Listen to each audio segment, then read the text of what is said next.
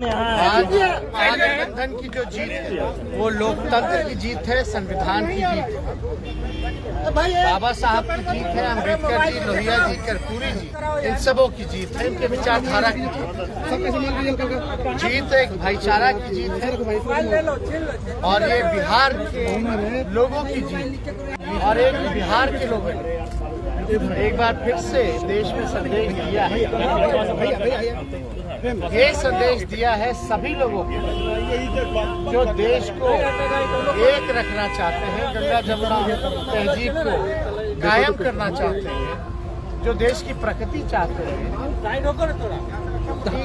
जो सांप्रदायिक शक्तियां हैं जो केवल जुमलेबाजी करती हैं, गरीबों, किसानों, नौजवानों, जो आम नागरिक हैं इस देश के, इस राज्य के, उनके ओर कोई काम ना करते हुए उन पे बोझ डालती है, चाहे महंगाई की हो या बेरोजगारी की, या जितने वादे केंद्र सरकार द्वारा किए गए थे जो पूर्ण नहीं किए, चाहे बिहार का विशेष राज्य का दर्जा हो या बिहार का स्पेशल पैकेज हो, चाहे पटना विश्वविद्यालय को सेंट्रल यूनिवर्सिटी देने का दर्जा हो, हर एक सेंट्रल स्कीम में बिहार के साथ भेदभाव किया गया। वो तो सारी बातें आज सदन में हुई है। हम ये कहना चाहते हैं जो संदेश आज बिहार विधानसभा से पूरे देश के विपक्ष को गया है, जो अमन चैन चाहते हैं, उन सबको एक उम्मीद जगी है, एक विश्वास पैदा हुआ है और ये संदेश साफ है कि जो डरेगा वो मरेगा और जो लड़ेगा वो जीतेगा। और हम सब लोग समाजवादी विचारधारा के लोग, ये हमारी पुरखों की विरासत हमसे कोई नहीं छीन सकता। ये साबित हो गया है असल में 2024 का, जो 40 में 40 एनडीए के खाते में था। आप समझ जाइए आने वाले समय में 24 का चुनाव में 40 में 40 हम जीतेंगे।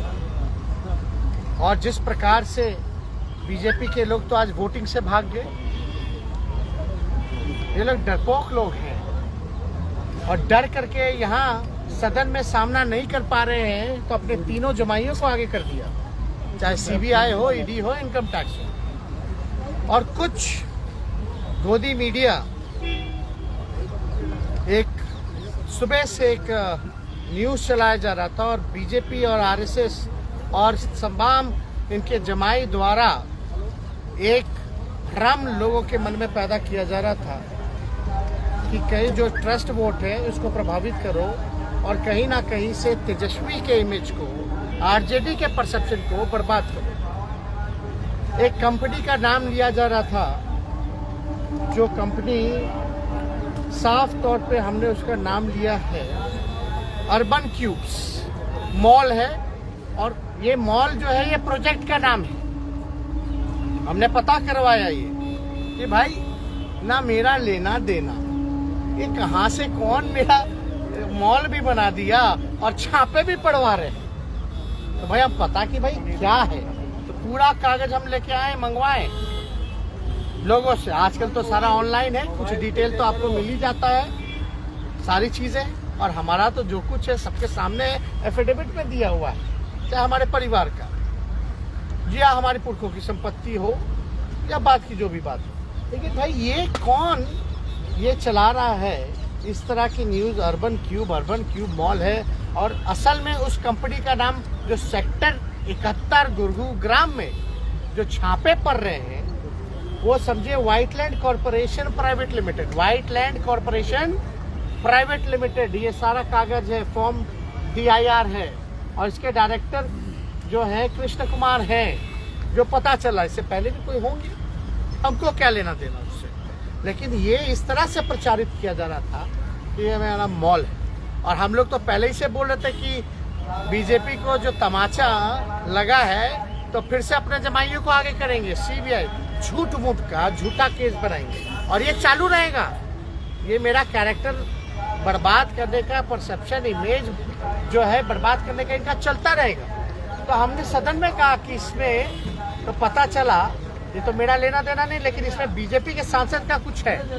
अब हम आपको बता दें कि इस कंपनी के शुरुआत में जो है हरियाणा के सीएम मनोहर खट्टर गए थे और हमारे पास तस्वीर भी आ गई है।